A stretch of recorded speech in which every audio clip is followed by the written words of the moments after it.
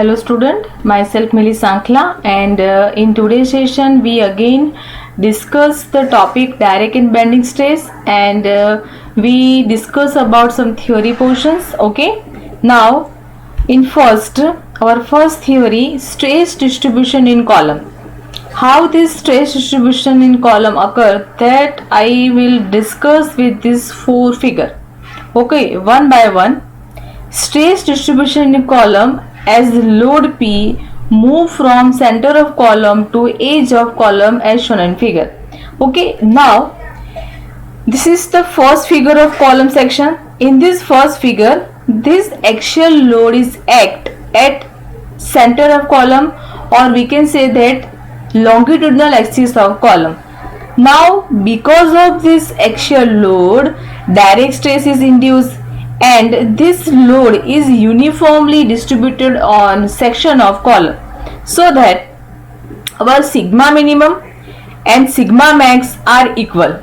If load is act at center of column or longitudinal axis of column, in that condition value of sigma minimum is equal to sigma maximum. Okay, this is the stress distribution diagram for first. Now in second figure, here our axial load is given, but our eccentric load is moved toward edge B. That means this load is moving toward one side of column. That means this is B side edge B.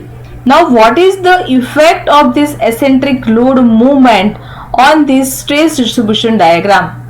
If our eccentric load move toward this B edge, maximum stress is induced on B side. Okay, that is our sigma max, and just opposite at A side our minimum stress is induced.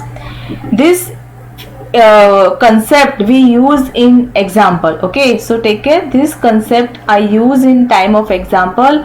Eccentricity is given on that side, at that side maximum stress is induced, and in opposite side minimum stress is induced.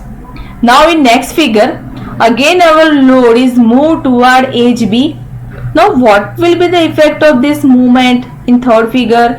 Here we can see that sigma max is at edge B maximum, and sigma minimum is 0 at edge A, and this is known as, where is the point where our value of sigma minimum is equal to 0. This point is known as limit of eccentricity. Okay, and this concept I will explain later on. Now in third figure, again our load is moved toward edge B, and effect of this movement of load, eccentric movement of load, here edge B subjected to maximum stress, but edge A converted into the negative minimum stress. Now this negative stress means in column section tensile stresses are induced, and tensile stresses are very critical for column section because failure of column is due to tensile stresses. If our column subjected to compressive stresses, there will be no tension. Okay, no failure in column. But if our column section is subjected to tensile forces, that means failure of column will start. So our main aim is to minimize, to remove these negative stresses from this column section, and this stress distribution diagram help us to identify the maximum compressive stresses and also our tensile stresses. Okay, this is the stress distribution of column section. Now in next, what is limit of eccentricity, and short form of this limit of eccentricity is E limit, and how this limit of eccentricity effect on column. Okay, now the maximum distance from center of column is such that when load is act within this distance, no tension is induced. Again I am repeating you, maximum distance from center of column is such that when load is act within this distance, no tension is induced, and this maximum distance for given load is known as limit of eccentricity. Okay, now one by one. When load is acting within a limit, sigma minimum is compressive force, that means positive, no tension. Okay. Second, when load is acting at a point of E limit, that means our previous third figure, load is acting at the point of E limit, sigma minimum will be 0 at that point. And our third, when load is acting beyond E limit, sigma minimum will be tensile in nature, that means negative stresses. If our load is acting our distance of E limit, beyond the distance of E limit, and in that condition our value of sigma minimum will converted into the negative stresses, that means tensile stresses. Okay, now here are the first no tension condition in column, because no tension condition in dam and retaining wall are different from this column section. Okay, for first no tension condition in column, first load is act within E limit, that we already learned. Okay, if our load is act within E limit, no tension induced in column. Now second, sigma minimum should not be negative. If this condition is satisfied, again our column section preventing from tension forces, tension stresses. Now what is the equation of sigma minimum? Sigma minimum is the difference between direct stress and bending stress. Now here condition is given, sigma minimum greater or equal to 0. Okay, that means if our direct stress is greater than our bending stress, our given column section subjective to no tension. Okay, because sigma minimum greater or equal to 0, that means our first stress, direct stress, is greater or equal to bending stress, that means our given column section is subjective to no tension. Now prove this relation, direct stress greater or equal to bending stress. Now what is the equation of direct stress? Direct stress is equal to load divided by area, and bending stress is equal to moment divided by section modulus. Okay, now P by A. What is the equation of moment? Moment is equal to load into eccentricity. Load into eccentricity. Now from this left side and from this right side, this load cancel, and this Z is multiply, cross multiply, and here numerator Z and denominator A, greater or equal to eccentricity. Now use of our mathematical relation, if I make this eccentricity as a first and Z by A as a second, then my relation of greater or equal to converted into the less than equal to. Ultimate, if my eccentricity E less than equal to Z by A, then my column section subjective to no tension. That means two condition for no tension. First condition, load is act within E limit, and second condition, my eccentricity is always less than equal to ratio of section modulus to area. Okay, now next, define core and color. Now here we find out different section eccentric value for different section. Before that, we understand what is core and kernel. Now central part in cross section of column joining all point of E limit, and load is acting within this area, within this cross section of column, no tension is induced. This central part of column is known as core or kernel. Okay, this I will explain with this figure. Here the central part of cross section of column joining this all point of E limit, when load is act within this central part of column, no tension induced in column section. So this central part of column is known as core and kernel. Now we find out value of core and kernel for different section. Okay, one by one we find out. Now draw core and kernel for rectangle section. Here we find out our first derivation of core and kernel for rectangle section.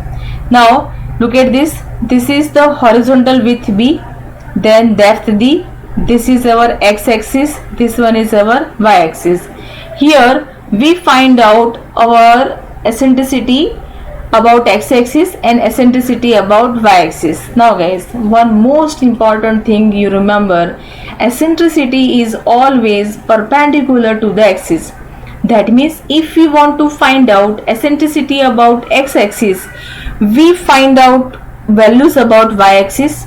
If we want to find out eccentricity about x-axis, that means we find out values about y-axis. Okay, now one by one.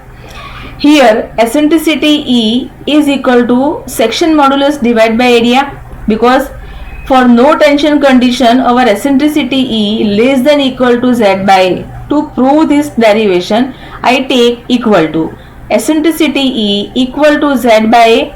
Now first we find out eccentricity about y-axis. Now eccentricity about y-axis, that means eccentricity is perpendicular to the axis.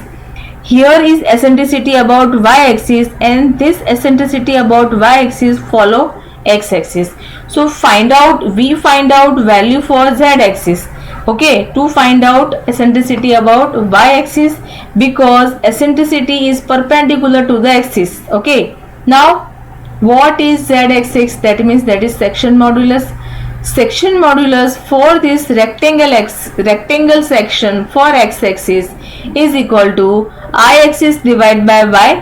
What is I-axis? It is BD cube by 12. Okay, now BD cube by 12 and y is equal to maximum distance from center of column. This is x, that means from this x-axis maximum distance of centroid is d by 2. Mention here d by 2. Now divide this numerator and denominator. Answer is BD square by 6. Now what is area? Area of this rectangle section is equal to B into D. Right here B into D. Now put this value in this our equation of EY. EY is equal to ZXX divided by area. ZXX is equal to BD square by 6 divided by area of this rectangle section BD, and my answer is equal to D by 6. Look at this. This vertical distance is D by 6 and this horizontal distance is B by 6. Similarly here we can write eccentricity of EX is equal to B by 6, because this eccentricity with respect to width EX and this eccentricity of EY with respect to depth. Simply change the dimension. If EY is given, then depth, and if EX is given, then width. Okay, now our first value, we find first value of core and kernel for rectangle section.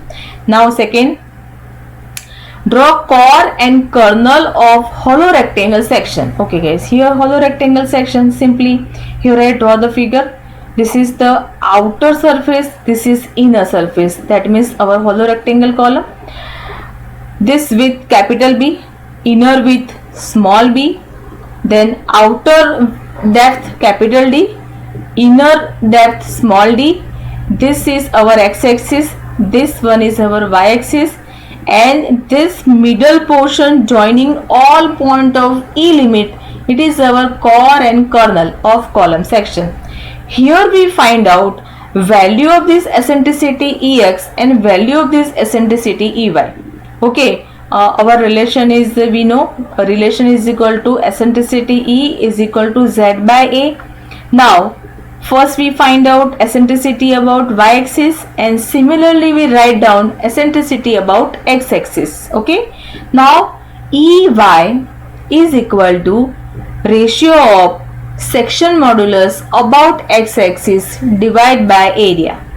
Now here we find out section modulus about x-axis. So right here z-axis is equal to I-axis divided by y.